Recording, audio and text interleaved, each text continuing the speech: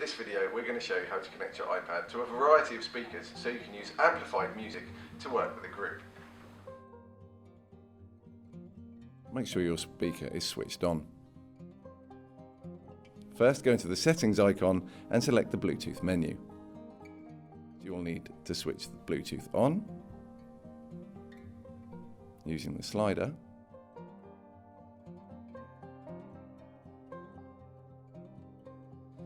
Your iPad will search for any Bluetooth equipment that is within range. Select the relevant speaker, then go into the Music app, and you're ready to go.